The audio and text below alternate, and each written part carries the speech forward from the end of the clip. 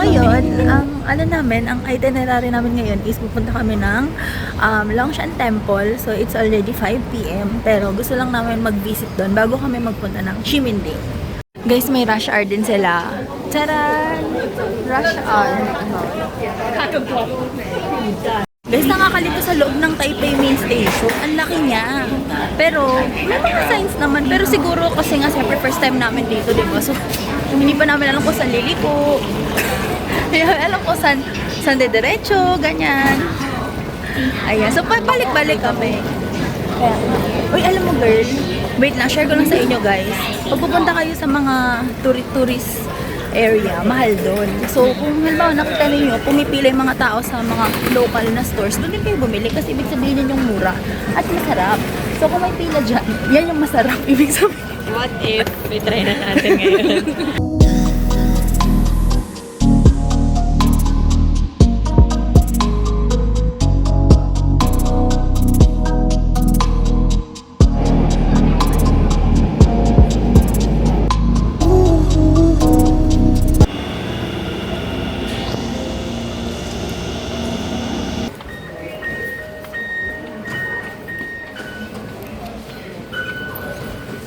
Guys, na-distract kami. Daan muna kami dito sa Polo Drugstore.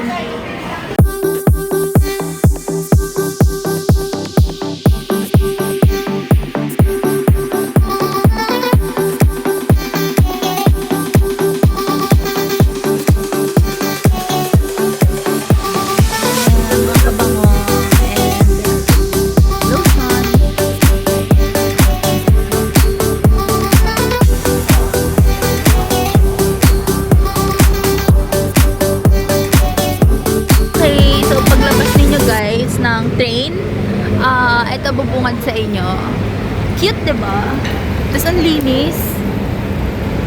So, from Longshan Temple na exit 1, turn right lang kayo and then 180 meters daw is nandun na yung Longshan Temple. So,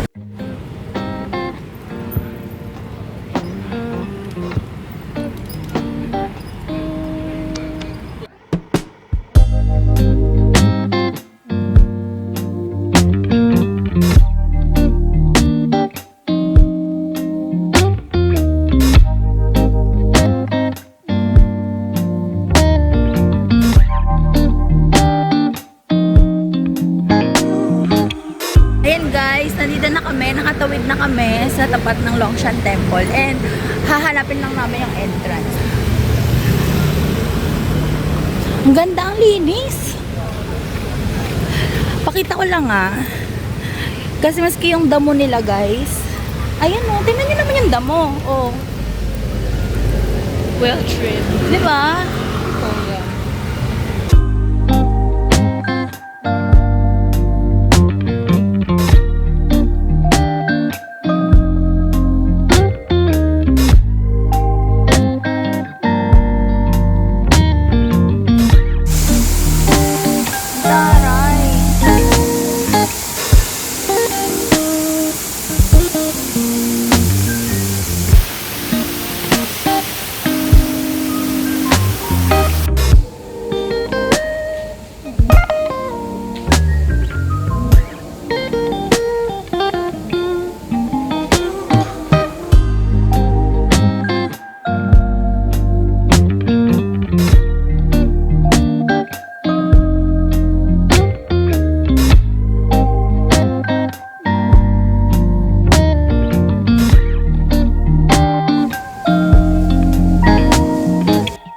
Guys, tapos na kami sa Longshan Temple and trinay ko yung yung parang mag-throw ka ng stones.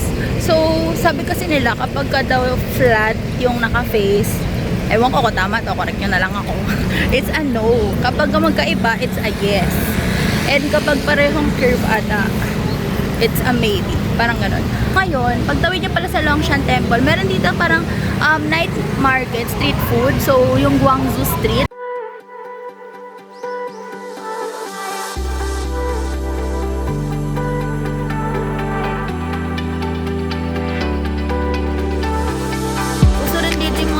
Mga old school na palaruan, ganyan.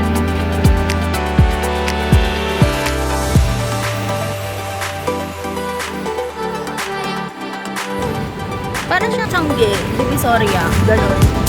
No?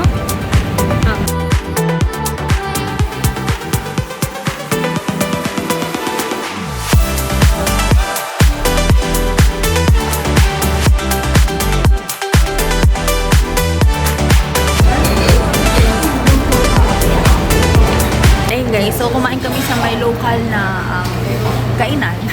Local na parang karinderya. And ang specialty nila dito is yung pork na braised noodles. And itong, ay pork ba to o beef? Basta ito. Oh, beef pala, sorry. Braised beef. Sarap. Ano masasabi mo? Masarap siya. Malasa.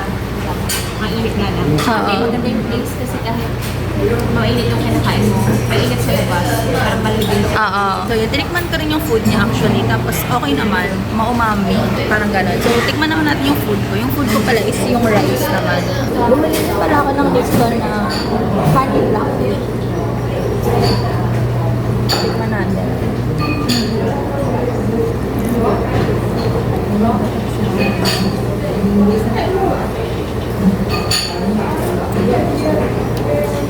Grabe peanut tea. Ito. Sorry, kukutsarahin ko na lang. Kasi hindi ako marunong mag-chopstick masyado.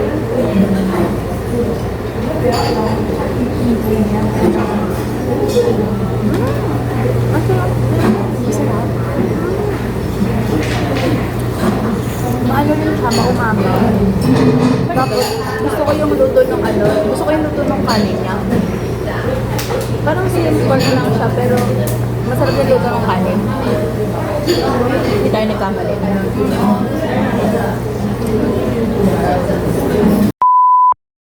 Wakshi Tourist Night Market. And umuulan po.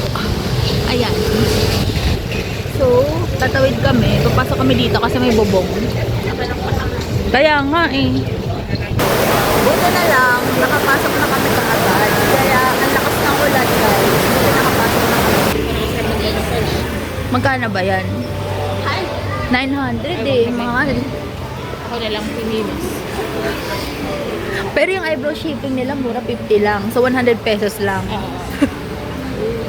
Diba? Ang napansin ko dito guys, ang dami parang mga beauty shop or mga foot spa, mga pedicure, manicure. So kung gusto ninyo i-try, pwede rin naman. Magkakatabi lang sila. Tapos yung price range niya parang nasa 500, 800, NTD, ganun. So okay naman.